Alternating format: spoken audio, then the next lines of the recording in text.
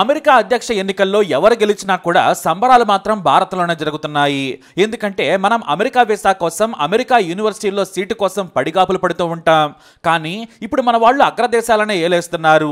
ఒకప్పుడు Winston Churchill Britain ప్రధానిగా ఉన్నప్పుడు భారతీయులను నీచంగా చూశాడు. అంతేకాదు తమ ఆఫీసులోకి కుక్కలను ఇండియన్స్ను రానివ్వద్దని భద్రతను చూసే అధికారులకు సూచించాడు ఆయన.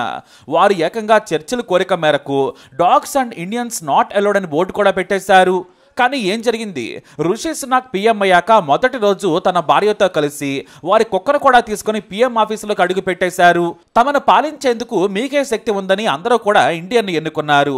ఈసారి మొన్నటి వరకు కూడా కమలా హ్యారిస్ అమెరికా వైస్ ప్రెసిడెంట్ అయ్యారని మనం సంబరాలు చేసుకున్నాం. కానీ ఇప్పుడు ఆమె ఏకంగా అధ్యక్ష పదవికి పోటీ పడుతూ ఉన్నారు. ఎందుకంటే వృద్ధాప్య సమస్యలతో బాధపడుతున్నాడు బైడెన్. పైగా మానసిక పరిస్థితి ఏమీ బాగాలేదు. మొన్నటికి మొన్న వేరే యువతని ముద్దు పెట్టుకోబోతే తన టీంలోని మహిళ కాపాడి అతని పక్కకు తీసుకెళ్లారు. విదేశాల్లో కూడా బైడెన్ వింతగా ప్రవర్తించేశాడు. దీంతో బైడెన్ అధ్యక్ష బరిలో ఉంటే గెలుపు సాధ్యం కాదని తేల్చేశారు. అంతేకాదు హాలీవుడ్ యాక్టర్ జార్జ్ క్లూనీ కూడా బైడెన్ తొలగాలని గట్టిగా ఓపెన్ గానే చెప్పేశారు. బైడెన్ కు అత్యధికంగా నిధులు సమకూర్చింది జార్జ్ క్లూనీనే. బరాక్ ఒబామా కూడా ఒత్తిడి తీసుకురావడంతో 81 ఏళ్ల బైడెన్ అధ్యక్ష ఎన్నికల బరి నుంచి వైదొలిగారు. వాస్తవానికి ఆయన మొదటిసారి ట్రంప్తో ఓపెన్ డిబేట్ లో పోటీ పడలేక తటపటాయించడంతో ఆయన ఇక బరిలో ఉండడం మంచిది కాదని డెమోక్రటిక్ పార్టీ సభ్యులు భావించారు. మెల్లిగా ఒత్తిడి తీసుకొచ్చారు. కానీ బైడెన్ మాత్రం చాలా వరకు ససేమేరా అన్నారు. ఇంతలో కరోనా రావడంతో ఇక ఆయన వైదొలకక తప్పలేదు. క్వారంటైన్ లో ఉండగానే బైడెన్ కీలక ప్రకటన చేశారు. అధ్యక్ష రేసు నుంచి వైదొలుగుతున్నట్లు ప్రకటించారు. ఉపాధ్యక్షురాలు కమలా హ్యారిస్ కు మద్దతు పలికారు. అయితే ఇటు కమలా హ్యారిస్ తల్లి శ్యామలా గోపాలన్ తమిళనాడుకు చెందినవారు. ఈమె తల్లి జమైకన్ను పెళ్లి చేసుకున్నారు. ఆమె జువాలజీలో PhD చేశారు. ఆ తర్వాత రీసెర్చ్ చేసే సమయంలో స్టాన్ఫోర్డ్ యూనివర్సిటీ ప్రొఫెసర్ గా ఉన్న డొనాల్డ్ జే హ్యారిస్ తో శ్యామలకు పరిచయం ఏర్పడింది. ఇద్దరూ పరిశోధనలు చేశారు. జమైకా నుంచి వచ్చి అమెరికాలో సెటిల్ అయిన డొనాల్డ్ శ్యామల ప్రేమలో పడ్డారు. వారిద్దరూ పెళ్లి చేసుకుని యుఎస్ లో సెటిల్ అయ్యారు. ఇక వీరిద్దరికి కమలా హ్యారిస్, మాయా హ్యారిస్ పుట్టారు.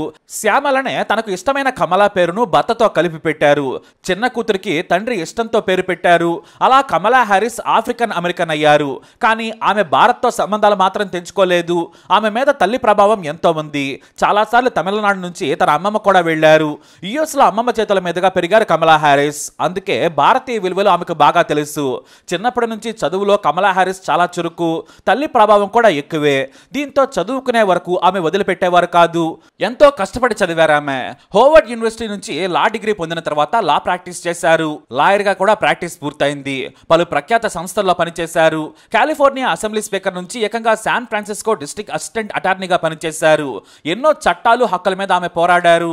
అయితే 2016లో కమలా హ్యారిస్ సెనేటర్ గా పోటీ పడి మరీ గెలిచారు. బరాక్ ఒబామా కాలం నుంచి చాలా యాక్టివ్ గా ఉన్నారు కమలా హ్యారిస్. అయితే బరాక్ ఒబామా పదవీ కాలం ముగిసిన తర్వాత ట్రంప్ అధ్యక్ష ఎన్నికల్లో గెలిచారు. ఆ తర్వాత బైడెన్ అధ్యక్ష పోటీకి బరిలో ఉన్నప్పుడే కమలా హ్యారిస్ ను వైస్ ప్రెసిడెంట్ గా ఎన్నుకున్నారు. అమెరికా మాజీ అధ్యక్షుడు కూడా బెస్ట్ ఛాన్స్ అన్నారు.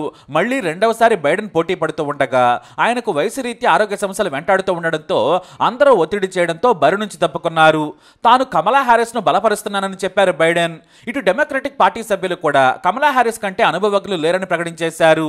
ఇప్పుడు అమెరికా అధ్యక్ష ఎన్నికల్లో కమలా హ్యారిస్ గెలిస్తే మాత్రం రికార్డే. భారత మూలాలున్న మహిళ అధ్యక్షురాలు కావడం అంటే సామాన్య విషయం కాదు. కానీ ఈసారి మరో భారతీయురాలిపై కూడా మన దేశంలో తెగ చర్చ జరుగుతోంది. ఆ మహిళే ఉషా చిలుకూరి. ఆమె మరెవరో కాదు, రిపబ్లికన్ పార్టీ తరపున మరోసారి అధ్యక్ష పదవికి పోటీ పడుతున్న డొనాల్డ్ ట్రంప్ ఎంచుకున్న ఉపాధ్యక్షుడు JD వ్యాన్స్ భార్య. ఈమె మన తెలుగువారే. అంటే ఇప్పుడు అమెరికాలో తమిళనాడు వర్సెస్ ఆంధ్రప్రదేశ్ ఫైట్ గా మారిందని చెప్పొచ్చు.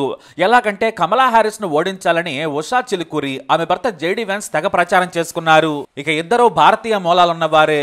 ఒకరిని ఓడించాలని ఇప్పుడు ప్రచారం చేసుకుంటున్నారు. ఇటు కమలా హ్యారిస్ ట్రంప్ పై దుమ్మెత్తి పోస్తున్నారు. ఆయన గెలిస్తే అమెరికా ప్రజాస్వామ్యం కుప్పకూలిపోతుంది. ఆయన సొంత చట్టం అమలు చేస్తారు. JD వ్యాన్స్ కూడా ఉపాధ్యక్ష పదవికి పనికిరారు. ఆయన కూడా దూకుడుగా హింసను ప్రోత్సహించేలా వ్యవహరిస్తారని ప్రచారం చేస్తున్నారు.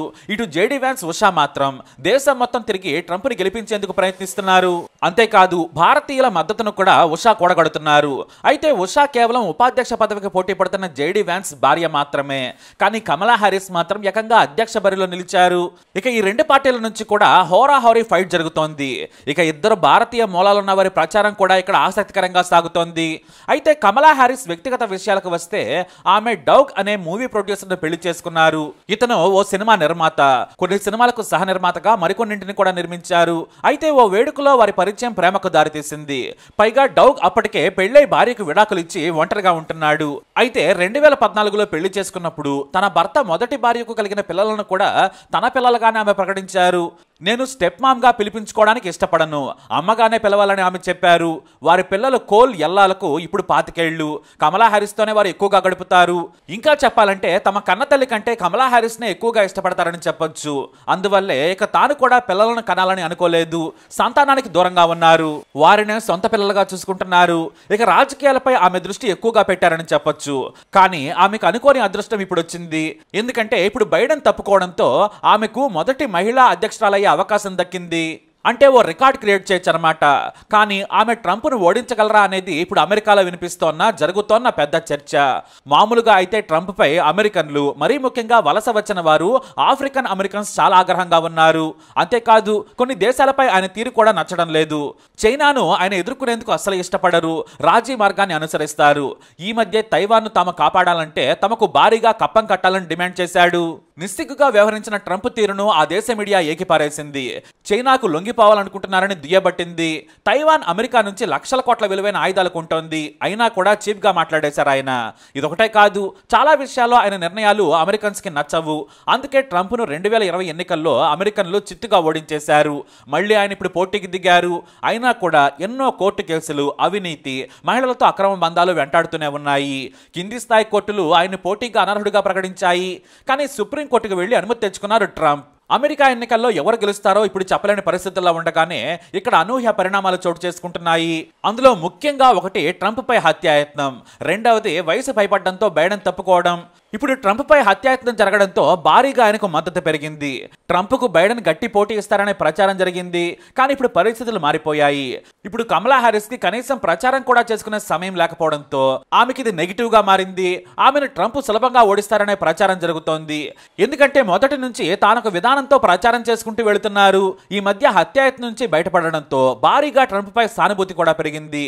వీటన్నింటినీ దాటుకొని కమలా హారిస్ ట్రంప్ ను ఓడిస్తారా అనేది చూడాలి. కానీ ప్రస్తుత పరిస్థితుల్లో మాత్రం చాలా కష్టమనే భావన ఉంది.